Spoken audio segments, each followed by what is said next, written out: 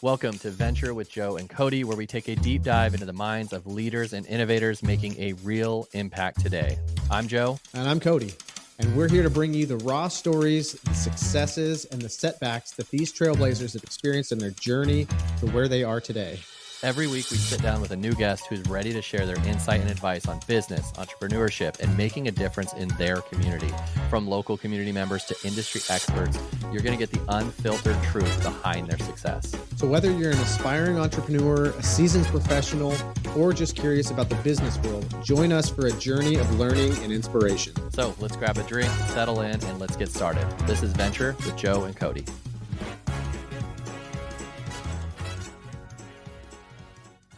Hello, welcome everyone to Venture with Joe and Cody. I am Joe. That is Cody over there.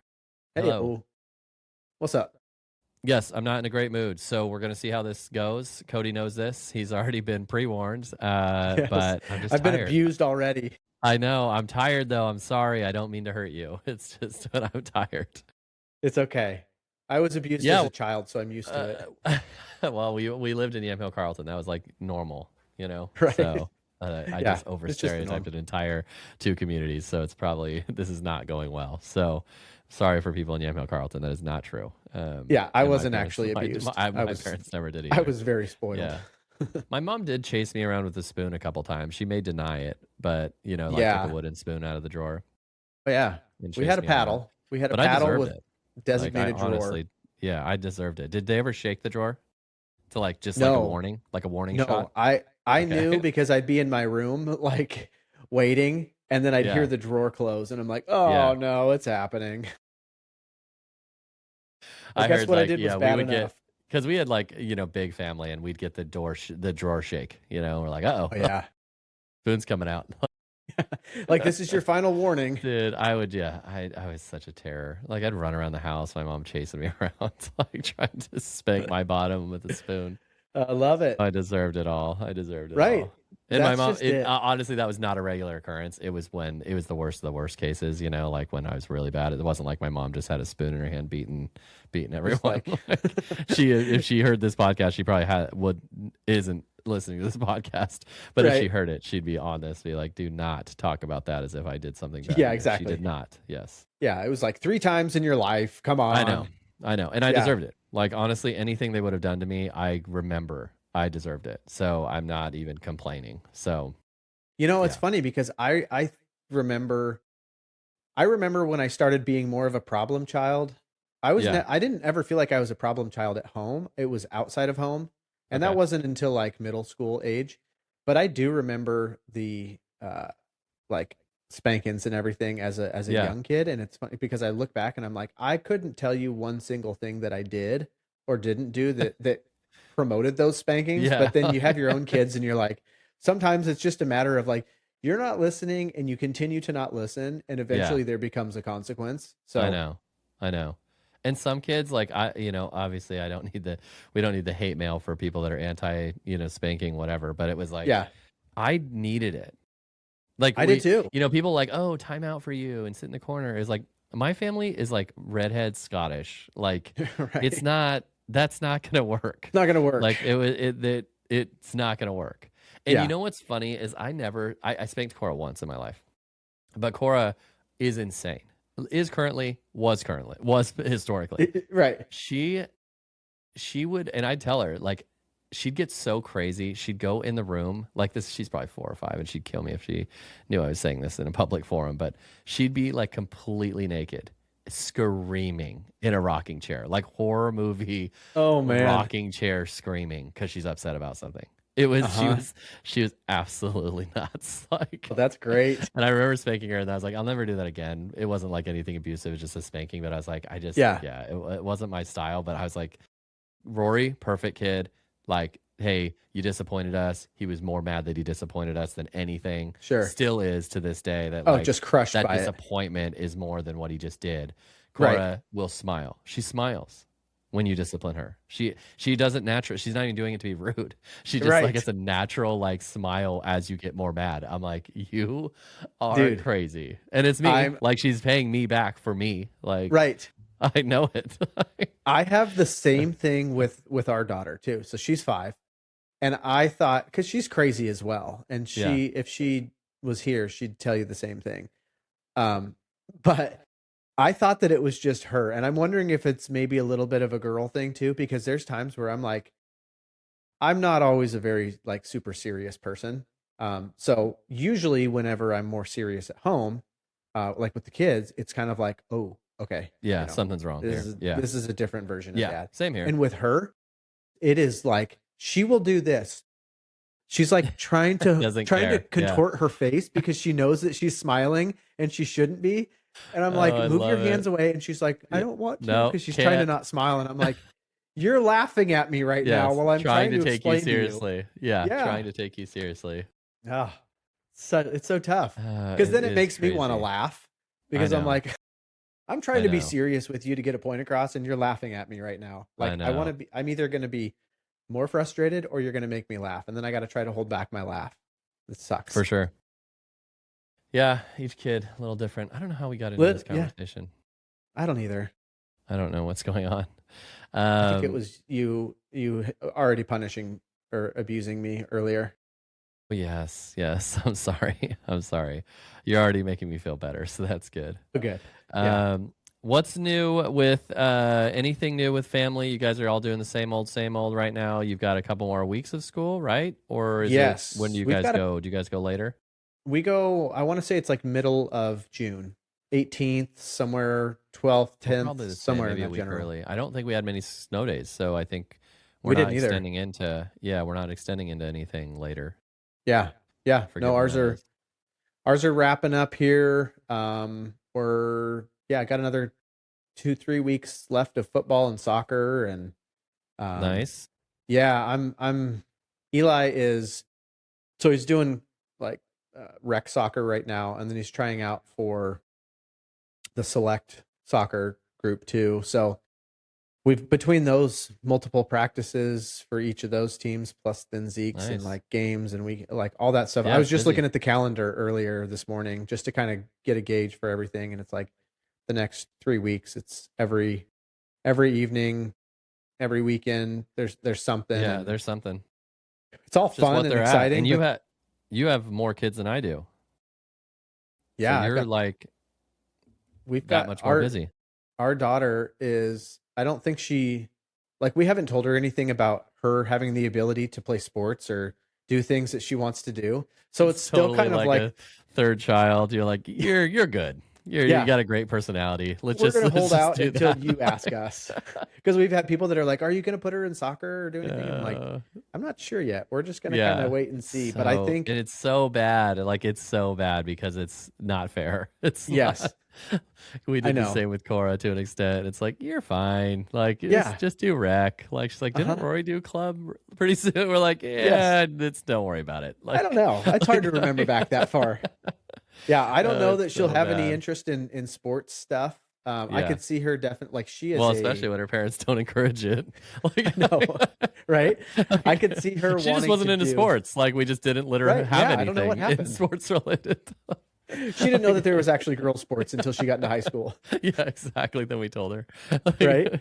I could see her wanting therapy to do sessions. Like, yes, right. Yeah. I could see her wanting to do more of like dance type of stuff. She is a dancer, singer. Yeah, that's all. So again, we have not, at least I haven't, maybe my wife has, told her that there are actually like teams or classes or things that you can go to for that kind of stuff. But she's also 5, and I feel that's true. You know, that's true. She's not even in kindergarten yet. I think we can write it out for another year or so. But things are busy. Work's been staying pretty busy, and it feels like you got a couple deals with us going on. Couple deals with you guys, absolutely. So it's like feels like there's just more activity. You know, the rate side of it's not cooperating, but no, a lot of that is tied to the war. So it's hard to say. It's hard to really know if where we're at right now is just a product of that, because I think it is, because we were quite a bit lower than this just 3 months ago. So I think it's just one of those bumps in the road, but everything still seems to be kind of just churning along. But I did get gas the other day and it was $5.19. Dude, crazy. I know. And that was at Costco. I have, not to brag, but I have an electric car. Oh, And yeah. See, so I look at you're all you saving a lot right people now. with your gas prices. I'm like, what a bunch of losers. But our electricity bill is Idiots. probably higher than everyone else's. Right? Like, It's so it got to really be doesn't pretty matter. good though. I Yeah, mean, it does feel good. Christina's like talking about gas prices. She's got a regular gas car, and I'm like, oh, loser. Like, yeah, right? I'm gonna go plug So in for old school. free, or what it appears to be for free. Yes, exactly. Like, because she You don't have to sees the swipe a card electric bill for it. every year, Huh? or every month. But yeah. Oh, Well, you're I was saving a lot right gonna. now. I know. I feel like I don't look at gas prices at all. And so the random times I do, I'm like $5. Ay caramba. Like, Right? Yeah. tough. But No bueno. anyways, moving on. Yes. What I'm do you just gonna got? surprise you with some stuff. So I was just looking up stuff that, some of the top. Well, we are the top podcast for real estate and lending. However, there Absolutely. are others. There are others out there. So I Okay. do my research into the others and see We've what got they're talking competition. about. Yeah. But yeah, mortgage rates stuck in the mid sixes. Let me see. As of early May 2026, the average rate for a 30-year fixed mortgage is sitting around 6.3 to 6.5. Blah blah blah. Um, People are talking about rate strategies, ARMs versus fixed, buy Mm-hmm. downs, whether the Fed's going to move. What's with the Fed, by the way? I don't follow it as much as I should, but is when does the new chairman? Is there a new chairman? Is there one coming? Like, what's the deal with that? Yes. I could be wrong, but I think he got sworn in today. Oh, really? Okay. Yeah, I saw Well, I guess a little. this will be posting Friday, so he got Yeah, sworn 2 days ago. so a couple days ago. Yeah, I Yeah. didn't I didn't read the article. I just saw like a little Okay. notification on it. But if he didn't, then I know it's like going to be any time now. Okay. Is there any Um, hype behind like him or her doing whatever to fix the rates? yes, that was Okay. from what I read that there was maybe that he's a little more pro bringing rates down. Okay. But like I read an article this morning that was just talking about how that could be in this current environment that we're in with inflation and the war and everything that's going on, like might be kind of a hard sell to the rest of the Fed members Yeah. on bringing rates down in this environment. Because the article I was reading was like, there's a chance that the Fed rates could be going up based on where inflation is at and everything. So I think going into it, there was a lot of excitement around him being the new Fed chairman and having a little bit more of a aggressive stance on bringing rates down a little bit quicker. And I did a like a webinar thing. I was part of a webinar. I was an attendee, and he was talking about like the guy's stance on it and how it's just a little bit more of a active approach rather than reactive approach. So I think that there's some excitement on that. I think it's maybe just bad timing of when he's getting in that he couldn't like potentially maybe make some changes sooner than later just because it's not really a position to just kind of go, hey, we got all this going on. Let's drop rates and Yeah. see what Yeah. happens. For sure. He can't just willy nilly do that. But Yeah, and I don't think he really has the power. I don't know enough. I yeah, think he's the leader of the pack, but for then sure. there's everybody else No, that that makes votes sense. on it. So, That makes but sense. yeah, I think it'll be good. Okay. Okay. What else are they talking about? Lending, AI and lending right now. So it's saying more than 1 in 4 Americans plan to use AI during their home buying process, with top uses including comparing mortgage rates and lenders. 65% of Mm, people said that.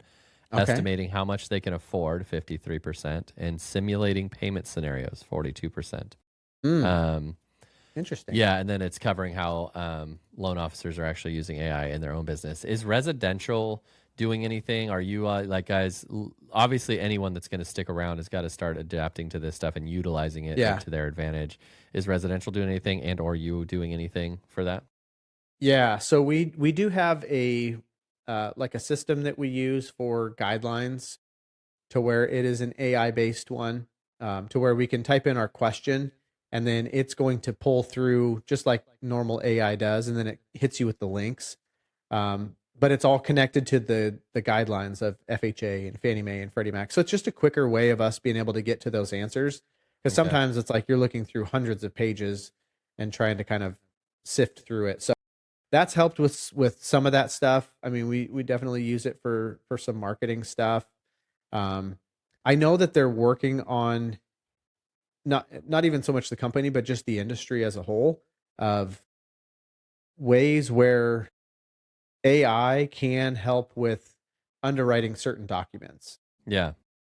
to where it will, it's going to have to fit this certain criteria and certain documents, but it will scan through it and it will do the work to say, here's the number, or yes, this passes, this checks the box. And then the underwriter, I'm assuming it's probably going to be a longer test run on that, but then the underwriter is now only needing to verify a few of the items instead of I all see. of them. So it just kind of speeds up the process, which then instead of it taking the underwriter, say a couple hours to get through a file, it might only take them 30 minutes because Okay. a lot of the other stuff that's can be easily verified is verified. So that's the stuff I'm aware of right now. I mean, like Yeah. I think all of us as loan officers are using it from a idea standpoint, marketing standpoint, ways that we can be standing out on AI when people are doing those searches. So, For sure.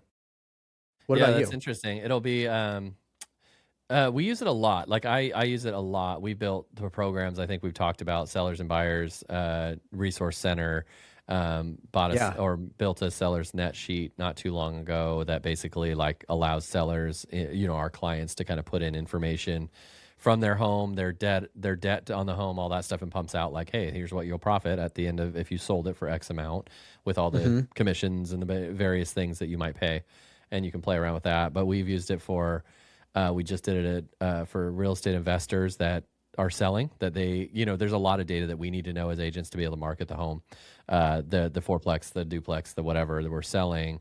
So we have it a super easy, like easy to checklist thing for sellers to put in all the data specifically for a rental. Um, Yeah.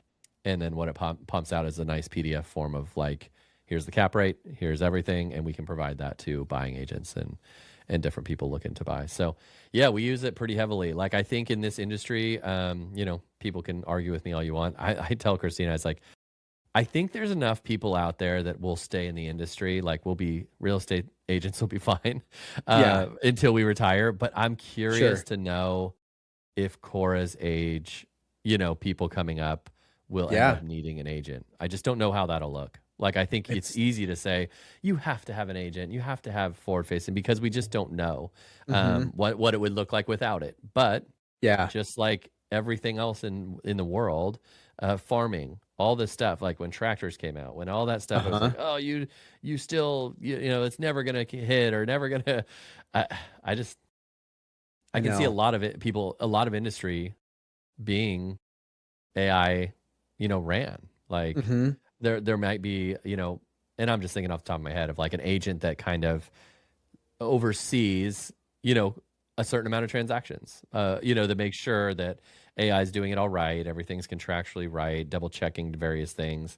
But I just don't know, like, negotiations. Yeah, I don't know. I'm just thinking out loud. Hmm. So right now we're taking advantage of it to make ourselves um, an agency that people can have the easiest time to buy or sell, like have the most resources, the easiest way for a seller and a buyer. We try to find the pain points and try to limit the pain points for every seller and buyer by adopting Yeah. AI tools and technology to kind of see if we can make this process to where people are like, dude, super easy to do it through John and Yeah. Christina. So that's kind of what we're Well, focused on. And I think there's yeah. enough old people our age, even our age below, that's still going to use Hmm. agents. But I'm like, I Yes. think we can make it to retirement. But I'm not sure what our Yeah. industry looks like, I know. for the younger generation. So it'll be interesting, Yeah. and maybe they adapt, and maybe it becomes pay structure becomes different, but they still are in the industry doing different things or handling different things. But yeah, it'll be interesting. Yeah. And I We try to wonder stay that up on it. too. Yeah, because I've thought about that, and I see articles every once in a while talking about the AI in the mortgage business Hmm. and taking over some of that stuff too. And it's hard to know. I have been hearing though too, and I don't have a source that I'm necessarily could say that I'm hearing this from, but I have been hearing that some of the younger generations than us actually are wanting more of a in-person type of experience because Yeah, I they can see are, that. I can see that everything generally. has been digital for their their That's true. upbringing in their life, That's to true. where it's like having some of that kind of personal trust, touch, everything, that could carry some weight there too. And No, I that's a also good wonder point. too, buying a house is for the most part the largest purchase that anybody's ever going to do. Yeah. Yeah. And I think that maybe it'll be different. Like you said, in 15 years, maybe, AI will be a part of everything and it's just trusted. And it I would do be wonder. like, but just to what Yeah. extent? Like, Yeah. I wonder at some point where will there be I'm going to use AI for 95% of the things that I need the internet to do. But those other couple things, I want to make sure that it's done yeah. correctly. I Yeah. want to have a professional that walks me For through sure. this. And it's kind of like I feel it is kind of like what I've been going through with working on my truck, where it's like I can get so much information from YouTube Yeah. videos and I can get all this stuff, but there does become a point where I say, I don't really actually know what I'm doing. And now it looks like Yeah. I'm in over my head. I probably should have a professional walk me through this. So I don't know. It's hard to imagine, real estate agents and loan officers completely going away, but Yeah. it may eliminate certain positions and the amount of need for X amount of For sure. all of us. But For sure. Which gets me into my rant that we talked about on our live stream of like agents have to get, and I'll speak for agents, you can speak for lenders, but mhm. you better get on the ball with AI because Yeah, and this whole like BS about 5 o'clock p.m. I don't answer any phone calls or 6 o'clock p.m. on right. Monday through Friday and I don't work Saturday, Sunday. I'm like, you're insane and you're not going to have a job. And don't complain in the comments that, you've been working 30 years and you're super successful and you've had a 8 to 5 real estate job because you haven't. So, Yeah, but and AI is going like because what's happening now is you're people like us that are if they don't have an agent, you've got to make yourself valuable. You've got to show people that are new in this industry that are looking into to real estate that they're like, oh well, my agent can't answer my phone at 5 o'clock, so I'm just going to research in Chat GPT and I'm going to research yes, Claude and I'm going to research Perplexity, and they're going to get a bunch of answers pumped out, right or wrong or mhm. indifferent, and you weren't there to correct or to verify or to help them out. Yeah, And you're just becoming less and less worth any money to people. When you are not there to help them out, to answer questions, they're going to find answers. Like people have resources to find answers. So if you want to do your whole 8 to 5 game and, so you're going to see agents lose from AI for sure. yeah, Especially the lazy ones that think they're better than they really are. So, uh-huh, anyways, that's my short term thing that I think is going to happen. It's yeah. like Joe I'm with Skipper's you. angry rant, tired rant. I think the But it's same thing true. will. Like, Yeah. argue the point to me if you think I'm wrong. Like, not Mhm. you, but anyone that's listening is like, tell me you can be a super successful agent representing clients that are worth a lot of money that want to buy homes worth a lot of money, and you're like, sorry, I don't answer the phone past 6, and watch that client go to me, who's going to answer his phone past 6, and go to Cody, who's going to talk to you on the weekends, like, and get you pre-approved so you can make an offer on a house that just came up. It's just not. It's just to me that business model I have not seen successful on a long-term basis with agents. And if Mhm. you're there, prove me wrong. Yeah.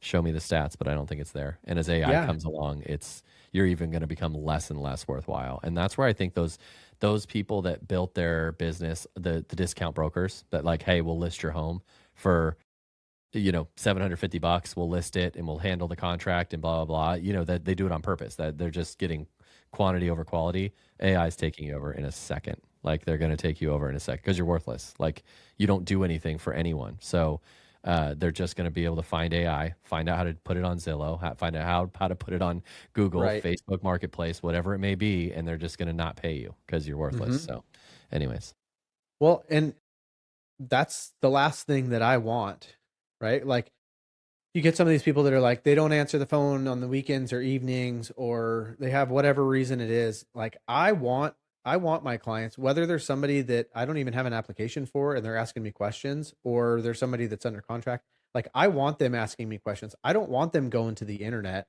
to look at everything, because like you said, there's going to be mixed information. If I want to find an answer that lines up with my thought on whatever that question is, I'm going to find that on there. yeah, That doesn't mean that yeah, it's right, yep, but there's a lot of bad information out there and there's a lot of good information out there. But like I want to be that trusted resource, because I for want them sure. to think every time I have a question about a mortgage related thing, I want to call my loan officer and know that he's going to answer and he's going to take care of me.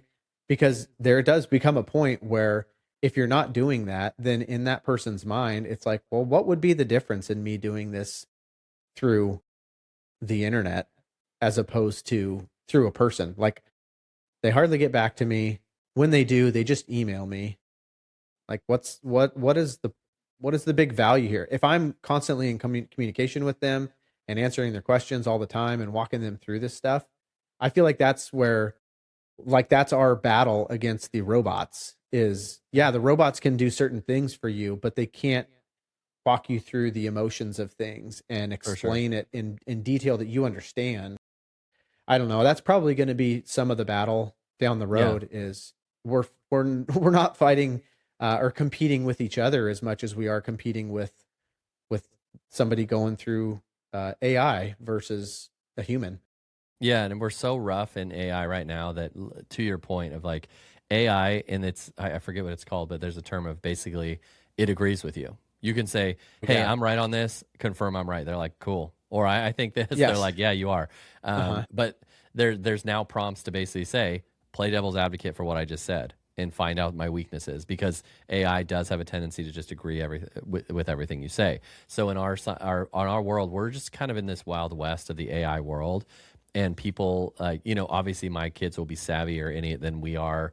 We are more than our parents are, but people are dabbling enough in it to be dangerous. And that's, I think, what you're saying is real estate.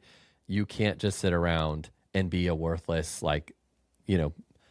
post that the people are like, yeah, I spent all night talking to AI because you didn't talk to me.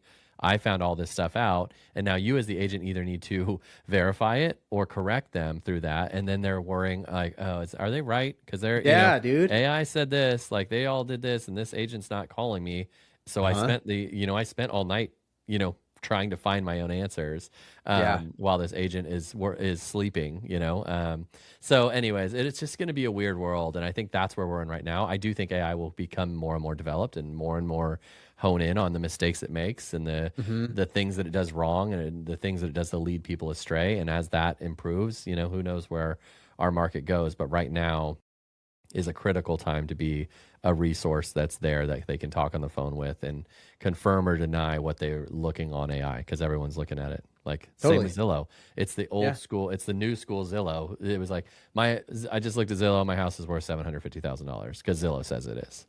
And agents, we've had to do it for years of like, okay, it's a good starting point. It is, your estimate does say that. However, this is how Zillow works, and it can't do what we can do to kind of narrow down the price. And you can see that estimates are this far off of what homes actually sell for. So yeah, it's the same thing with AI. And if you're the agent that kind of thinks I'm like a doctor. I get off at 5 and people can't get a hold of me because I'm so important. I'm like, no, you're not. Stop. Yeah. You took a 180-hour course for a couple $1,000s. Right. So get over yourself. Yeah. Anyways, rant over. Yeah. It'll be interesting for sure to watch it like over the next, even just couple years, but let alone 10, 15 years. Yeah. It's going so things fast. will, I think once that age, because I know that we're there's more millennials buying now, or like demographic wise, than boomers. So it's like we're slowly kind of shifting that a little bit, and then in another 15 years we're going to have, I don't know, I'm terrible with remembering which generations or which ones, but it's like you have that next one that's going to be coming up and getting into their 20s and 30s, and that's going to be, they're going to have grown up with AI, just like we grew up with the internet and our parents didn't, and you had to walk them through like, here's how you log in to AOL. And they're like, this is dumb, I'm not going to do this. It's the same thing, but it's going to be normal for them. But I do wonder though, will that need or want for a actual person to walk me through this, because it's such a big deal. And if I don't want to screw something up here, I don't want a computer to screw something up, because what if I didn't do it right and I lose my house? Absolutely. Yeah. So I do think that there's going to be a lot of that, but the research side, the how to find that person, maybe that part of it changes is over time too. I know it'll be interesting, because if it does hone in to the point where, let's say Cora is 13, 14, 15, and AI has gotten so streamlined that the confidence is there that maybe even like, not to say the government's the one and all be all, but the government's like, yeah, AI is doing this right, buying homes right, getting loans the proper way. It's able to do it legally. We recognize it as a way to get pre-approved. It'll be interesting to see if they're like that. But I do see some kind of kids wanting more throwback. I think kids are savvier. I think our generation like grew up like kind of obsessed with the technology because it's like, it's new, it's fresh, new it's and cool. Like, this is so cool what it can do. And now like Cora's lived with it. So you do maybe see that kids are gonna grow up to want a little more throwback, like classic, face-to-face interactions. I think we're seeing a pendulum always goes back and forth, and I think that pendulum went to us being a kind of an antisocial society, very tech-driven, like phones in our face. I'm wondering if that swings back when people are like, I'm kind of sick of this. There's not good that comes out of this, right? So I see that sometimes. I'm like, it's just like sometimes nice to do a classic old thing, like go meet with a friend, see him in person. Like I saw you on that podcast. I was like, wow, we see each other on a screen all the time. Like every time, good to see you in person. Like, right? It's just weird, but it'll be interesting, man. Well, I had this little flashback. It took me back to high school days. You remember? I don't know if you remember or not when Tony Hawk did the 900. Yeah. So like big deal at the time, right? And I watched this little video clip of it. And it was, I want to say it was 1999. And one of the first things that I noticed was everybody in the crowd and all of his friends and everybody, nobody had a phone out. I know, crazy. And so you see everybody like excited and they're super into it. And it's like living in that moment. And then it happens and everybody's hugging him and jumping around. And not a single phone was out. No videos were being taken. It was just the broadcast. And it was just like it takes you back to that time of like, oh man, it was so different. And like the technology was really cool because we're now able to use the internet and all this stuff. But then it changes so far that now you watch a sporting event or anything that happens. And it's like, everybody's got their phone out, everybody's recording it, everybody's posting it. And I do think that is starting to, and probably will swing back to like, dude, we don't have to have, not everything has to be recorded. Yeah. More of a balanced, because I think of that stuff like, and I think part of it is maybe getting older, and I don't want to just get older just to get older, but I do think that, there was it's kind of nice to just like sitting in the doctor's office when you just had to sit there, like, and you grabbed a magazine or, but you look around, just go to any event today or tomorrow, or anything you do, phones are in people's faces. Like no one's looking up, no one's looking around, no one's just sitting there. And if they sit there, it's suspicious. Like you're like, what are you doing? Like who is this terrorist that's like just looking around, not at their phone? It's just it's weird. I would love to see it go back a little bit. Like I love technology, but I just think it's like, I know. It kind of is sad when you start seeing that stuff that like everyone's in their phone. Like, no one's looking up at each other. No one's like doing anything. Just kind of weird. Anyways. I noticed that like just walking by someone, whether it's on the sidewalk or in a building or wherever. And it's hard enough to get people even just to look at you. Like I know. I'll purposefully, probably seems kind of weird, but like I'll be looking directly at them, waiting to say hi or smile or something. And they won't even look up. And I'm like, man, I know. This is so weird. It's crazy, huh? Like nobody even wants to interact with people anymore. And I get it. Some days it's not your day, but in general, it's like, oh man, everybody's just glued to their phones. And they're just used to not interacting with people. Yeah. Mm-hmm. Crazy. Well, my man, our time's up. We're done. Yep.